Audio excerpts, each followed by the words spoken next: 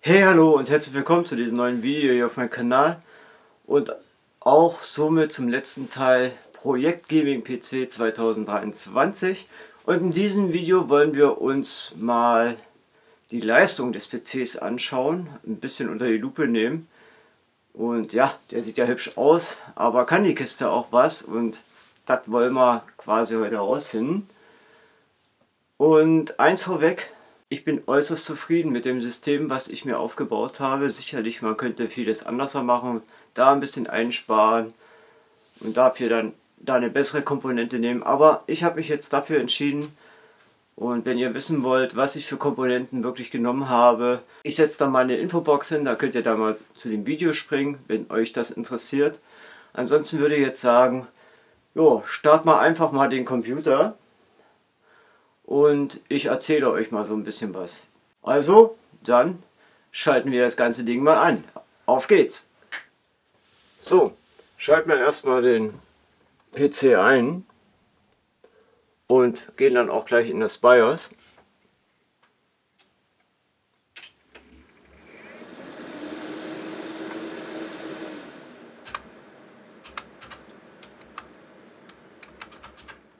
Das ist mittlerweile das BIOS F22.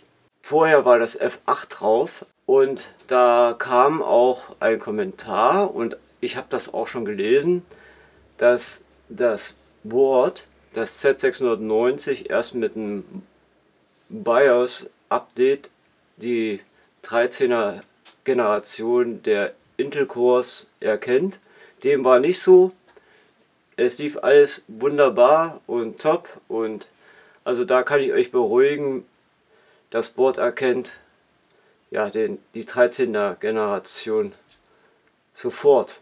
Das einzige, was ich jetzt hier in dem BIOS gemacht habe, mir die Fans anzupassen. System Fan 1. Normalerweise stand das auf Standard, ich habe es jetzt auf manuell. So habe ich mir jetzt die Kurven angepasst und bin damit sehr zufrieden.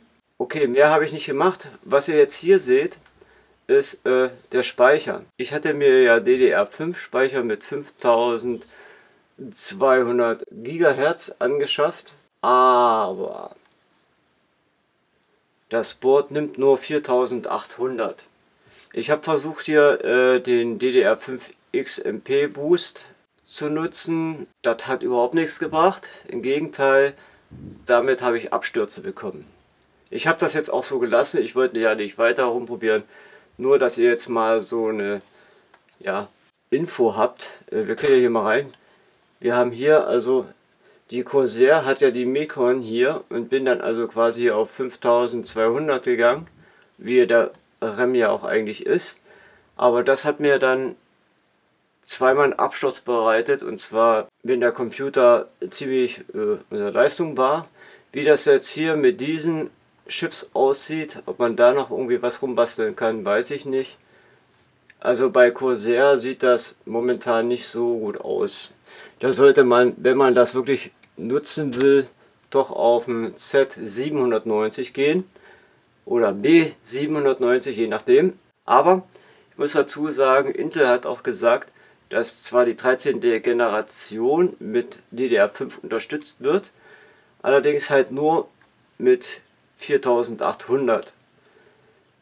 Ja, das ist nun blöd gewesen. Ich hatte aber auch schon ein Video auf YouTube gesehen, da war das ganz anders. Da hieß es, er hätte es auch geschafft, dass das Board, also dass der Speicher dann weit über 5000 läuft. Ja, ist halt jetzt so, habe ich ein bisschen Pech gehabt. Okay, wir beenden jetzt mal und gehen mal in das Windows. Als nächstes, was ich nach der Installation von Windows machen musste, war erstmal bei Nvidia den aktuellen Treiber runterzuladen, weil ja, die Auflösung beim ersten Start war unterirdisch, und einfach hier dann dem Produkt eingeben, ne, was ihr gerade besitzt. Bei mir war es ja die 4070. Dann geht ihr auf Suchen und habt dann hier auch den Treiber und kriegt dann alles Mögliche auch mit, wie zum Beispiel dann halt auch Nvidia Systemsteuerung, wo ihr dann halt alles einstellen könnt an der Grafikkarte, angefangen von Anzeigen ausrichten bis Farbeinstellungen und so weiter und so fort. Und als nächstes bin ich mir hingegangen auf die Seite von Gigabyte, bin auf Unterstützung gegangen, habe mir dann unter Mainboard und habe dann erstmal das Control Center installiert.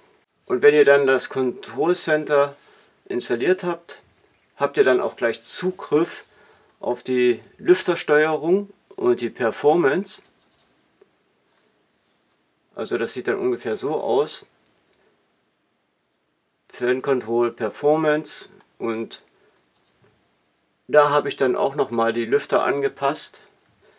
Das heißt, sobald dann der Computer mit Windows läuft, greift er dann auf die Einstellung hier vom Giga Control Center. Da ist das noch ein bisschen krasser eingestellt hier.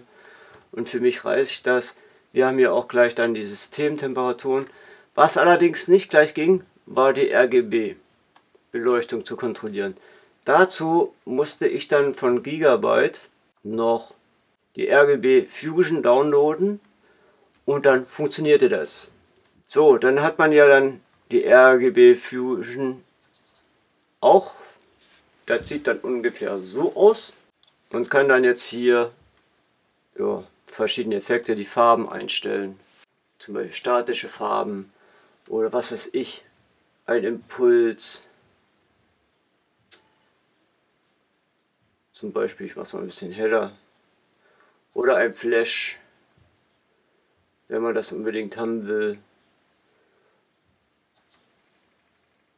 Also man hat schon ein paar Möglichkeiten. Ich habe es auf statisch stehen. Man kann auch sich die Helligkeit einstellen. Ich gehe mal wieder hier auf Bing zurück. Wenn man dann in das Control Center geht, hat man plötzlich hier oben statt nur Fan Control und Performance dann auch die RGB Fusion. Und auch hier könnt ihr dann wieder die Farben wechseln. Und auch noch ein paar Effekte haben wir hier auch. Aufleuchten, Doppelaufleuchten, pulsieren. Aber da gab es noch was überhaupt nicht funktioniert hat mit RGB Fusion. Das waren die REM-Riegel. Dazu musste ich dann auf die Webseite von Corsair gehen und musste mir dieses iCUE, ich hoffe das wird so ausgesprochen, runterladen, was ich auch gemacht habe. Also geht ihr hier drauf und könnt ihr das dann runterladen. Auf alle Fälle habe ich das dann runtergeladen und dieses ganze schicke Programm sieht dann so aus. Hat dann auch den REM-Riegel erkannt und hat jetzt hier die Möglichkeiten, sich die Farben anzupassen. Ich habe jetzt hier Granat eingestellt, dann geht ihr drauf, dann ist ein Haken hier, dann kann man hier die Farben einstellen, die man haben will.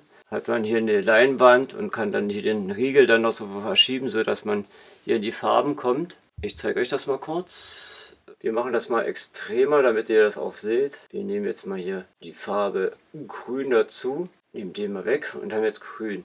So, jetzt achtet da mal auf den Streifen da. Wir können das jetzt mal ein bisschen kleiner machen hier, damit das besser funktioniert. Und seht ihr, dann kann man sich da so die Farbverläufe dann so anpassen. Es gibt dann noch so ein paar Effekte auch hier dazu. Zum Beispiel haben wir hier dieses Interstellar. Dieses Programm ist ein ganz interessantes Programm, weil wir haben hier ein Dashboard, was alle möglichen Temperaturen anzeigt, egal jetzt ob vom Prozessor oder von der Grafikkarte oder vom Mainboard, sogar von den SSDs habe ich hier. Und das ist echt nice. Einstellen kann man sich das alles über die Einstellungen hier. Dashboard-Einstellungen, kann man nach Updates suchen. Hier die Sensorenprotokollierung. Ich habe das hier mal genommen für alles. Man kann auch nur System oder nur den RAM nehmen. Und das ist schon toll. Jetzt fehlte mir nur noch die Steuerung der Grafikkarte, wie ich da die LEDs einstelle bzw. das Licht einstelle, und das geht ganz einfach. Da wiederum geht ihr dann auf die Seite von Zotac und ihr sucht jetzt einfach mal Firestorm. Dort ladet ihr euch runter Und dann bekommt ihr echt eine tolle Benutzeroberfläche, um diverse Einstellungen für die Grafikkarte zu tätigen und euch auch Informationen rüberzuholen. Wie zum Beispiel sind wir jetzt hier in dem Performance-Modus. Das heißt, ihr könnt hier die Grafikkarte noch ein bisschen mehr Leistung geben oder nicht. Ihr könnt die Fans automatisch einstellen. Ich habe es auf automatisch lassen, oder auch manuell. Und ja, habt dann hier auch noch einen kompletten Status, wie zum Beispiel ja, die momentane Temperatur der Grafikkarte. Und ihr seht hier in den Idle-Modus, da läuft sie gar nicht. Und Stromverbrauch der momentane. Wir wollten ja aber jetzt uns um die Lichteffekte kümmern. Da gehen wir nämlich hier auf Spektra. Und hier hat man so diverse Möglichkeiten. Zum Beispiel in Idle-Betrieb kann man hier Effekte festlegen. Ich habe jetzt hier auf statisch und auch auf Lila stehen. Dann bei aktiv habe ich auf Slide stehen. So sieht jetzt die Animation aus. Ja, das ist jetzt langsam. Ja, so viel zu den Einstellungen, die ich anfangs getätigt habe, und bin jetzt auch zufrieden. Das läuft alles wunderbar, so wie ich es haben möchte. Aber wie sieht es denn jetzt eigentlich mit der Performance aus? Ich kann nur für mich sprechen und ich kann nur mit meinem alten Computer das vergleichen. Zu meinem alten Computer sind das echt Welten, was da ich jetzt an Mehrleistung habe. Und ich habe jetzt hier auch ein paar Benchmarks durchlaufen lassen. Zum Beispiel habe ich den Fuhrmark durchlaufen lassen, ich habe einen GPU-Stresstest gemacht.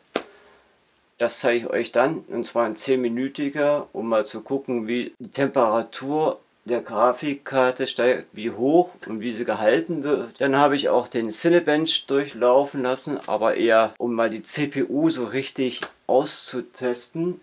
Und zwar 10 Minuten lang habe ich das im Multicore laufen lassen, um mir anzuschauen und euch zu zeigen, wie da die Hitzeentwicklung der einzelnen Kerne bzw. des Prozessors wird und wie warm auch das System überhaupt wird und ob das auch ausreichend gekühlt wird. Kam ja auch schon die Bedenken, dass da keine vernünftige Kühlleistung zu dem Tower gibt. Aber ich muss sagen, selbst jetzt hier in den Idle-Betrieb kommt hier hinten immer noch ein guter, leichter Luftstrom raus. Und die meiste Luft wird ja durch den Radiator gezogen. Und ja, der kriegt Frischluft von unten und Frischluft von der Seite. Generell bin ich mit der Geräuschentwicklung sehr zufrieden. Ich hätte es mir lauter vorgestellt, aber sicherlich, man hört jetzt so leicht die Laufgeräusche der Lüfter, aber das ist nicht unangenehm. Am lautesten ist das Tickern der I/O, also der Pumpe. Aber wir wollten ja jetzt uns um die Leistung kümmern. Und um euch das mal zu zeigen, jetzt hier habe ich mir mal dieses 3D-Mark hier runtergeladen. Wir schauen uns jetzt mal alle gemeinsam dieses TimeSpy hier an. Ich weiß, diese Benchmarks hier haben nichts mit der oder sind nicht aussagekräftig zu spielen. Das ist dann wieder eine ganz andere Nummer. Aber nur mal um zu schauen, wie das hier so ausschaut. Na, komm schon, ausführen. Damit ihr dann auch mal seht, wie flüssig oder auch nicht das alles läuft.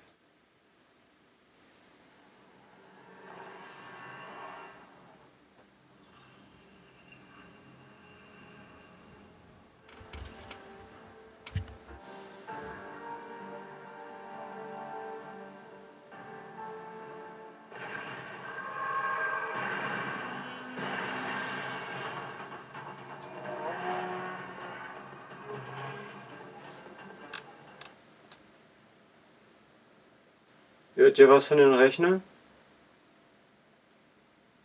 Ich glaube nicht wirklich so, ne? Der ist hier voll am Arbeiten. Arbeiten ist gut. Wenn wir uns das hier so mal anschauen. GPU-Temperatur lag jetzt bei 50%.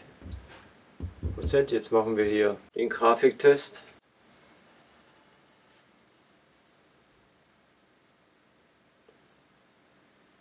Sind hier bei 130 FPS. Schauen wir. Die Lüfter werden lauter. Auch die Gehäuselüfter drehen sich schneller. Aber es ist jetzt nicht unangenehm. Also die Grafikkarte liegt jetzt bei 70 Grad, 71 Grad. Wird gehalten, Fanspeed bei 41%. Also ca. 1350 Umdrehungen. Grafiktest 2.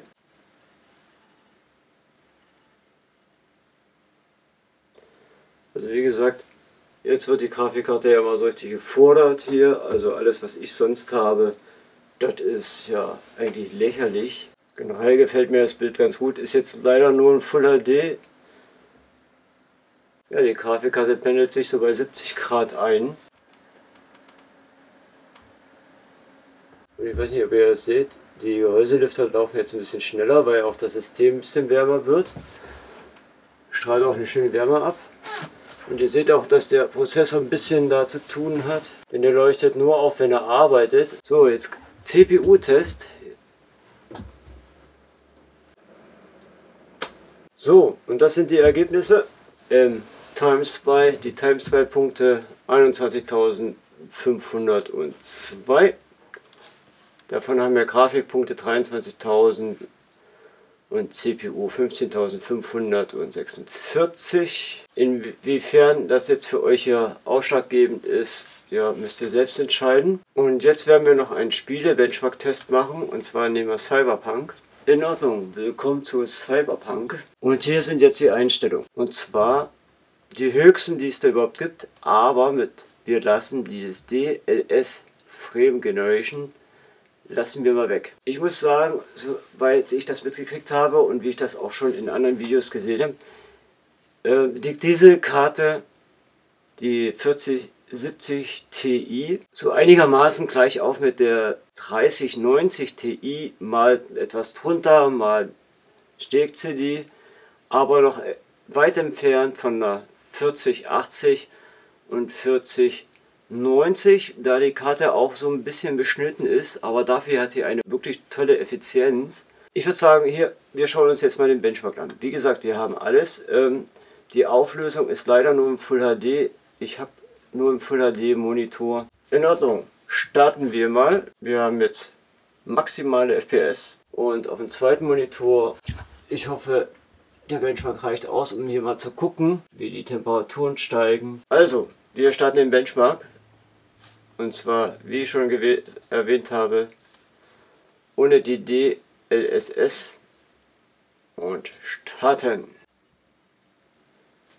Und wir liegen bei 75 FPS. Wir gucken jetzt mal hier auf den Monitor.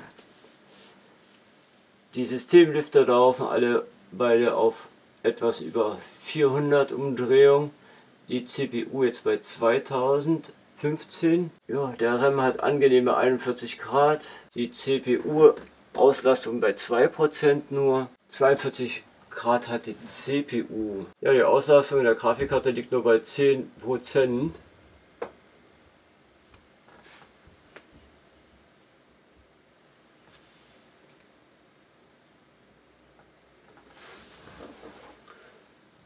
Wirklich schöne, angenehme 76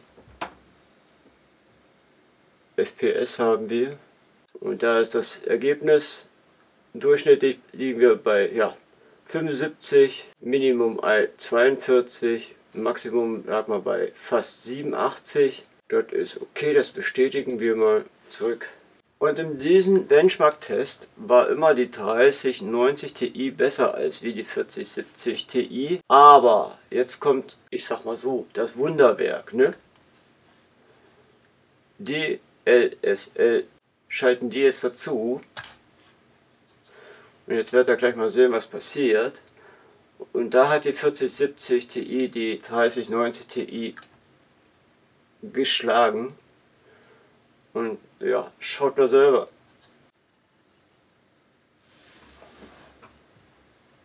Wir haben jetzt wahnsinnige 130, 140 FPS. Ist das nicht Wahnsinn? Also diese Technologie da Die Auslastung liegt trotzdem so bei 10% bei der Grafikkarte. Temperatur 62%. Auch das System sieht noch wirklich top aus. Ich hoffe, ihr könnt das erkennen. Jetzt laufen die Lüfter natürlich fast auf 500. Nee, noch nicht jetzt mal. Er wird jetzt merklich lauter, aber es ist immer noch nicht, dass man sagen kann, dass das störend ist. Jo, so schaut das aus jetzt. Die Resultate. Durchschnittliche FPS 163, Minimum 107, Maximum waren sogar 396, also das ist schon eine Ansage. Ich hätte es auch gerne in einer höheren Auflösung euch gezeigt, wie zum Beispiel 2K, also QHD oder 4K, aber so einen Monitor habe ich nicht. Um ganz ehrlich zu sein, so Full HD reicht mir momentan noch völlig aus. Hier verweise ich dann auf YouTube und den wirklich professionelleren Gaming- oder PC-Bastlern, die dann, oder generell Hardware-Tester, da gibt es viele Vergleichsvideos zu den Grafikkarten und da wäre es vielleicht angebrachter, dass ihr euch da mal ein bisschen informiert, als jetzt nur hier bei mir. Das ist jetzt hier mein System. Jetzt folgt noch ein GPU-Stresstest. Den habe ich gemacht, wie gesagt, mit Cinebench. Habe jetzt im Multicore-Test 10 Minuten lang laufen lassen und habe das alles aufgezeichnet. Könnte durchaus sein, dass eventuell die Zahlen etwas verschwommen sind, aber ich hoffe, ihr könnt da trotzdem was sehen. Da könnt ihr euch auch da mal die Wärmeentwicklung und die Auslastung, ja, die Auslastung des CPUs ist das einzige Mal, das bei 100% lag, und vor allen Dingen auch die Wärmeentwicklung. Ich kann euch jetzt schon sagen, über 50 Grad, wenn überhaupt, ja, ist überhaupt nicht gekommen. Danach noch ein Stresstest für die Grafikkarte mit dem FurMark. Den habe ich auch so ungefähr 10 Minuten laufen lassen, um ja mal die Grafikkarte richtig zu fordern. Aber schaut euch das an und macht euch eure eigenen Eindrücke darüber.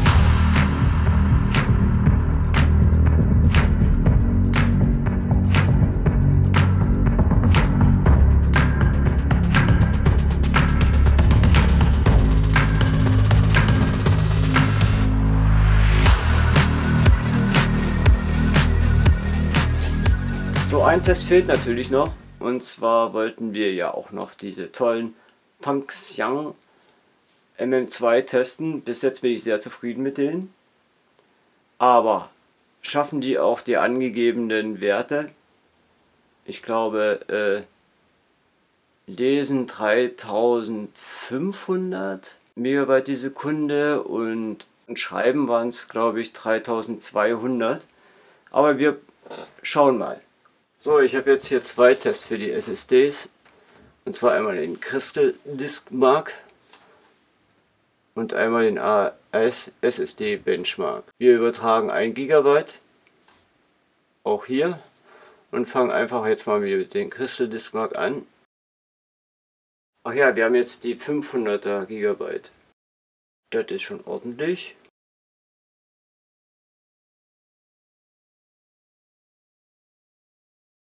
Okay, das Schreiben liegt schon unter den angegebenen Wert, aber ich denke mal, ist immer noch vertretbar, wie ich finde.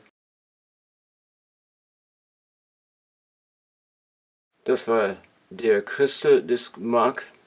Und jetzt kommen wir zu den AS SSD Benchmark. Mal sehen, was er für Werte ausspuckt. Auch hier haben wir die 512 GB Variante und wir übertragen wieder einen ganzen Gigabyte oder ein ganzes Gigabyte an Daten. Okay, hier sieht die Sache schon ganz anders aus. Hier haben wir beim Lesen weniger als wie Crystal Disk Mark das angegeben hat. Gut, da kann jetzt jeder seine eigene Meinung sich bilden. Ich persönlich finde das eigentlich ein recht akzeptabler Wert. Jetzt machen wir das nochmal mit der 2 TB Platte. Bei den Crystal Disk Mark schicken wir jetzt 2 GB rüber. Bei den ASS SSD schicken wir 3 rüber. Ich möchte gerne große Dateien. Leider, ich würde hier auch 2 nehmen oder hier 3. Wird ein bisschen ungleich, aber wir können ja trotzdem mal gucken, was der jetzt hier ausspuckt. Wir übertragen jetzt also 2 GB mit Crystal.